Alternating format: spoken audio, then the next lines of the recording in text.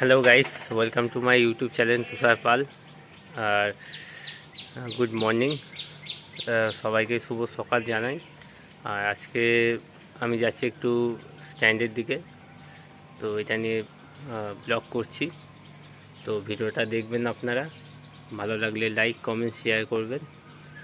তো বন্ধুরা, ভিডিওটা শুরু করছি। रुको जरा सबर करो। और अभी तो रुको, क्लाइमैक्स अभी बाकी है।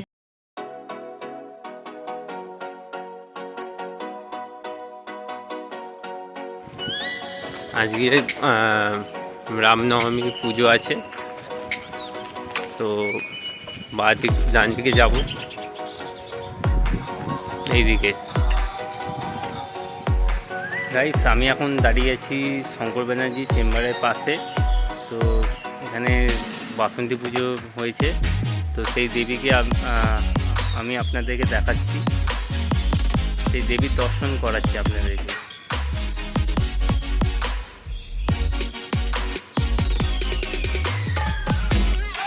তো এটা হচ্ছে বাসন্তী ঠাকুর।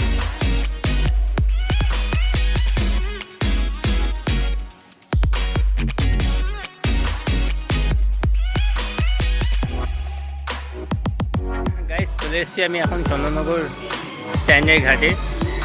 আর এখানে রামনবমীর পুজো হবে। আজকে তো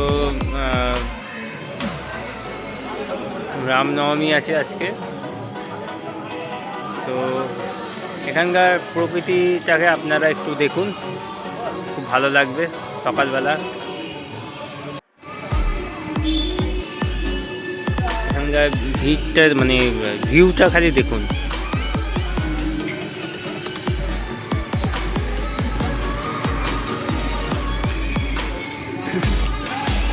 আর এখানে সব সাজানো হয়েছে। আর এটা হচ্ছে ঠাকুর রাম, শ্রীরাম।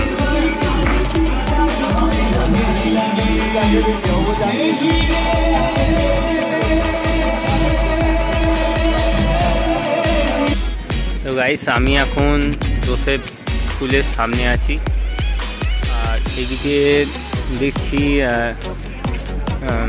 একটা ভদ্রলোক কিছু নিম পাতা ডাব বিক্রি করছে। ওনার কাছ থেকে জিজ্ঞাসা করে নেবো কত কি দাম। আচ্ছা, নিম পাতা কত করে যাচ্ছে যে সময়? তোমাদের জন্য 5 টাকা করে নেবো, করে গেলে 10 টাকা। আচ্ছা, আর ডাব কত করে?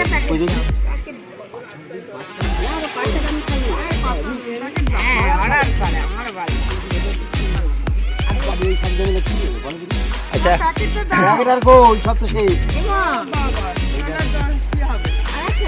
আচ্ছা কাকা, ডাব কত করে বেচছেন আপনি?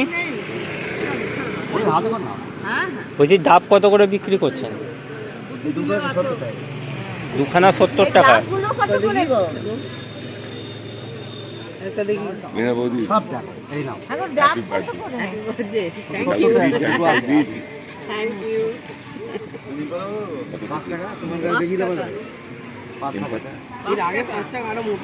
তোমার কাছে তার মানে শাক আছে, এই যে শাক, তো ওটা পাঁচ শাক, নিম পাতা আর নিম পাতা আর ডাব।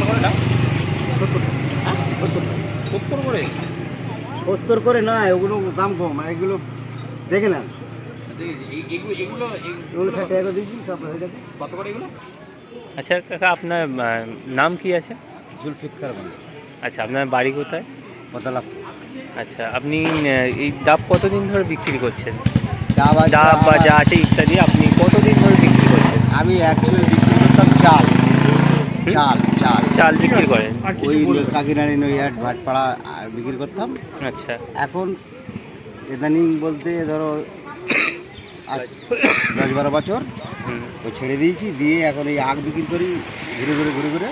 আচ্ছা, আর এটা টুকিটাকি আপনি সকালবেলা এসে? হ্যাঁ, এখন এই রোদ্দুরের সময় এখন আখ তো কেউ খায় না। রোদ্দুরে এমনি অনেক কষ্ট, তো মানে গ্রাম থেকে বেরোতে পারে না। গ্রাম থেকে দুটো শাক পাতাড়ি এনে এই স্ট্যান্ডে বসে যায় বিক্রি হলো, বাবু ভদ্রলোক খেলো এই। আচ্ছা, আর ও।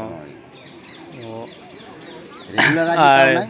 আর আপনি যে এইগুলো বিক্রি করছেন এগুলো মানে এই টাইমটা আপনি বিক্রি করছেন সকাল টাইমটা, আর এমনি এমনি অন্য টাইম কি করছেন? ওটা জমিতে কাজ করি। জমিতে কাজ করেন, আপনাদের জমি আছে? আচ্ছা, বাহ, খুব ভালো। তো গাইস এখন ঘড়িতে বাজে 7:15 হয়ে গেছে। আর এখানে বলতে গেলে অনেকে মানে অনেক ভিড় ছিল, অনেকে তো সকালবেলা মর্নিং ওয়াক করে। তো এখন মোটামুটি বেলা হয়ে এসছে, তো সবাই আস্তে আস্তে বাড়ির দিকে যাওয়ার জন্য রেডি হয়ে গেছে। আর অনেকে আছে এখন হয়তো 8:30 9টা পর্যন্ত হয়তো এইভাবে তারা মর্নিং ওয়াক করবে। তো যাই হোক, তো আমি আপনাদের সঙ্গে কথা বলতে বলতে চলে এসেছি জেটির সামনে। আর এদিকে আগালা, এখানে আখের রস বিক্রি করছে। আর এদিকে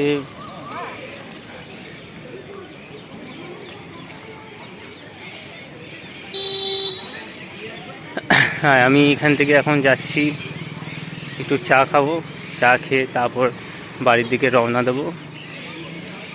এই ভদ্রলোকটাকে দেখতে পাচ্ছেন, এই ভদ্রলোকটা কিন্তু ওপার থেকে আসে, মানে কাকিনাড়া থেকে আসে, এসে এইখানে চন্দননগরে ব্যবসা করে। কিন্তু ব্যাপারটা হচ্ছে কি বলুন, অনেক পরিশ্রম করে মানুষটা, অনেকটা পরিশ্রম করে কিন্তু আসে। আর ভদ্রলোকটার বয়স হচ্ছে 61 বছরের বয়সে এখনও কিন্তু তিনি মানে লড়ে যাচ্ছে বলতে গেলে, যেটা বাস্তব, মানে যেটা বাস্তব সেটাই আপনাদেরকে বলছি। ভদ্রলোকটা মানে এই বয়সে এসে এখনও মানে লড়ে যাচ্ছে, মানে বুঝতে পারছেন কি আপনারা? মানে উনি ব্যবসা করছেন, আর অত দূর থেকে, আর এই ডাব তারপরে ইত্যাদি যেগুলো দেখলাম ওনার কাছে, ডাব সকালবেলা উনি গাছ থেকে পেরে তারপরে এখানে বিক্রি করে। ভদ্রলোকটার নামটা আমি আপনাদেরকে বলেছি, আর আপনারা শুনেছেন। এই ভদ্রলোকটাকে আমি বলেছি চা খাওয়ার জন্য, আমি বলেছি। তো ভদ্রলোকটা এখন কথা বলছে, এখন বলেছে চা খাবে, তো আমি বলেছি চা খাওয়াবো। তো দেখি কি হয়, আপনাদেরকে আমি সব বলবো। সকালবেলা চন্দননগরের মানে মানে এখানকার ভিউটা এত সুন্দর লাগে, পাখির আওয়াজ, তারপরে সবাই অনেকে হাঁটতে শুরু করে দিয়েছে। এক ভদ্রলোক এখানে ব্যায়াম করছে। হ্যাঁ, এরই চারপাশে আমি সুন্দর একটা প্রকৃতির হাওয়া পাচ্ছি।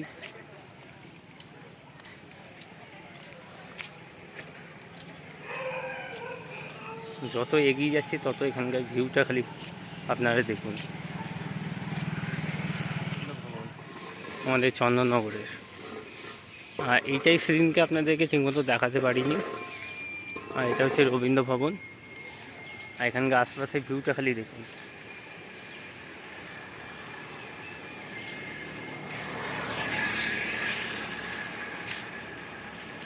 আর সামনে পুলিশ স্টেশন আছে। আমি এখন রানীঘাটে নেমে গেছি, আর এখানেই দেখি কোন দোকানে চা খাওয়া যায়। তো এই দোকানেই চা খাবো। আচ্ছা, আপনার নামটা কি? জুলফিকার মন্ডল। জুলফিকার। আচ্ছা, আপনার বাড়ি কোথায়? আচ্ছা, আপনার বাড়িতে কে কে আছে, ফ্যামিলি মেম্বার? বাড়িতে ছেলে, বউ, ছেলেদের বউ, নাতি নাতুর সবাই হয়ে গেছে। আচ্ছা, বুঝলাম। আর তারা কি করে আপনার ছেলেরা? ছেলেরা কেউ ডাবের ব্যবসা করে, দুজনা ডাবের ব্যবসা করে, আর একজনা রঙের কাজ করে, রঙের কাজ চাষবাস করে। হুম। মানে পড়াশোনা ইত্যাদি মানে পড়াশোনা আর কারণ নেই, মানে কারো হয়নি বলতে গেলে। তা মানে ক্লাস 4 বা 5 এরকম করে কাজ চলার মতো, কাজ চলার মতো।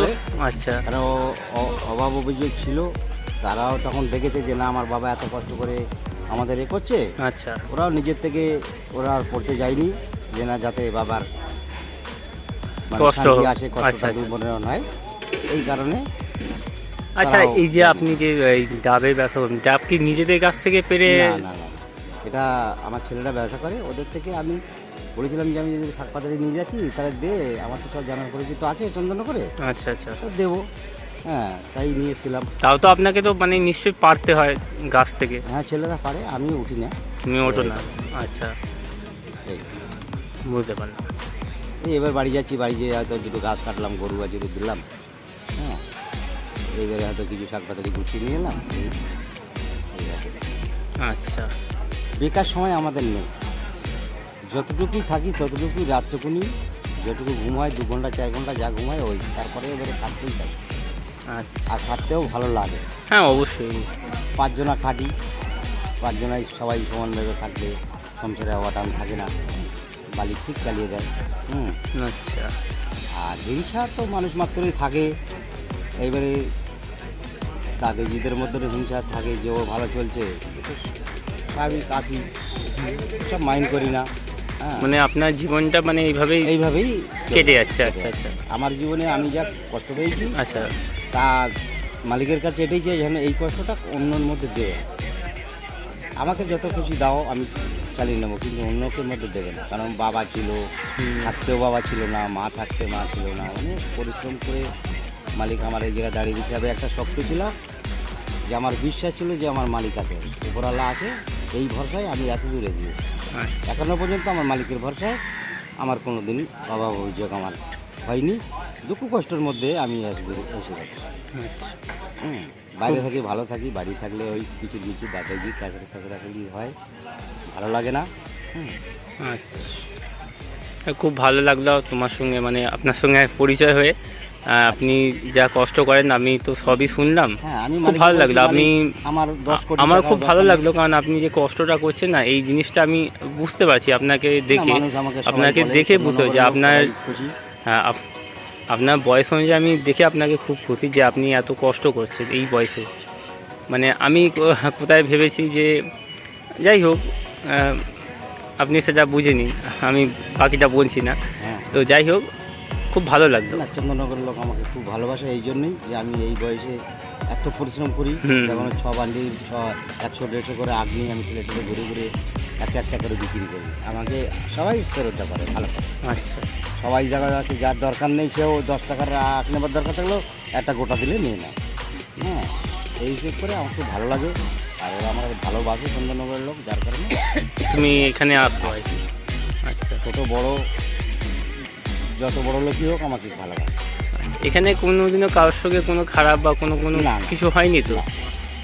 এখানে আমার আজকে 20-22 বছর আসছি। এখানে কত বছর ধরে আসছো? 20-22 বছর ধরে। 20-22 বছর ধরে। বাহ, খুব ভালো। যাই হোক, আপনি ভালো থাকবেন, ঠিক আছে? ঠিক আছে, আসুন, ভালো থাকবেন। হ্যাঁ, আমি এখন রানীঘাট থেকে বাড়ির দিকে রওনা দিচ্ছি। আর আজকে সকালটা খুবই ভালো। আর আজকে অনেক মানুষদের সঙ্গে পরিচয় পেলাম, অনেক মানুষকে দেখলাম, তাদের মোটামুটি কাহিনিটা শুনলাম। আপনাদের সব থেকে বড়ো জিনিস সেটা হলো আমি দেখাবো আজকে এখানকার কালী মন্দির। এই ঠাকুরটা হচ্ছে রানীঘাটের কালীমা জাগ্রত। আর গাইস, এটা হচ্ছে আমাদের রানীঘাটের কালীমা, আর এটা খুবই জাগ্রত। আর এখানে সবাই আসে পুজো দিতে সকালবেলা। এই দেখুন পুজো দিয়েছে। আর এখানে এক ভদ্র মহিলা মানে পুজো দিয়েছেন, তো তিনি আমাকে প্রসাদ দিয়েছেন, লাড্ডু, সেটা আমি খাচ্ছি। তো গাইস, আমি এখন রানীঘাট থেকে বাড়ির দিকে পুরো রওনা দিয়ে দিয়েছি। আর সত্যি কথা বলতে সকালটা খুব দারুণ কাটলো চন্দননগর স্ট্যান্ডে। আর অনেক মানুষের সঙ্গে কথা হলো, মানুষদের কথাগুলো শুনলাম, ভালো লাগলো। আর আমি আপাতত এখন আছি উদ্দি বাজার, এখান থেকে বাড়ির দিকে যাচ্ছি। আর এখানে দেখুন রামনবমীর জন্য ফ্ল্যাগ লাগানো হয়েছে। আর এখানকার ভিউটা খালি দেখুন।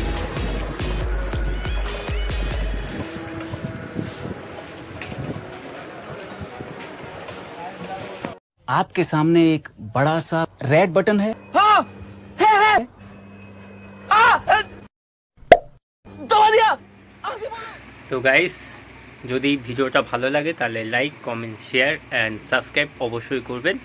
আর আমি আসছি নতুন ভিডিও নিয়ে। আপনারা ভালো থাকবেন আর সুস্থ থাকবেন। আর আপনারা আমার চ্যানেলটাকে অবশ্যই সাবস্ক্রাইব করুন। যারা নতুন আছে তারা অবশ্যই সাবস্ক্রাইব করুন, কারণ আপনাদের জন্য তো আমি ভিডিওগুলো বানাই। আর ভিডিওগুলো দেখুন, ফলো করুন, কমেন্ট করুন, লাইক করুন, তবে তো আমি বুঝবো যে আপনারা আমাকে সাপোর্ট করেন। তো এরকম যদি আপনারা না করেন, যদি ভিডিও না দেখেন, যদি লাইক না করেন, যদি কমেন্ট না করেন, তাহলে আমি কি করে বুঝবো যে আপনারা আমারই ভিডিও দেখছেন? আর আমার চ্যানেলটাকে আরও এগোন, আপনাদের জন্য তো আমি ভিডিও বানাচ্ছি। আপনারা যত ভালোবাসবেন তত তো আমি আরও ভালো ভালো ভিডিও বানাতে পারবো। সেই মনের মধ্যে একটা কনফিডেন্স আসবে যে না, আমার যত সাবস্ক্রাইবাররা আছে তাদের জন্য আমি ভিডিওটা বানাবো। এই কনফিডেন্স তো আমার মনের মধ্যে আসবে যে না, আমি একটা ভিডিও করছি, আমার বন্ধুরা দেখবে, আমার সাবস্ক্রাইবাররা যারা সাবস্ক্রাইব করেছে আমার চ্যানেলটাকে তারা দেখবে। তো একটু আমার চ্যানেলটাকে এগোও, তবে তো আমি আরও ভালো ভালো ভিডিও বানাতে পারবো। তো যাই হোক বন্ধুরা, আপনারা ভালো আছেন? যদি ভালো থাকেন অবশ্যই ভালো থাকবেন আর সুস্থ থাকবেন, আমি এটাই চাইবো সবসময়। আর বন্ধুরা, আমি আসছি আবার নতুন ভিডিও নিয়ে। ততক্ষণ ভালো থাকবেন আর সুস্থ থাকবেন। বাই।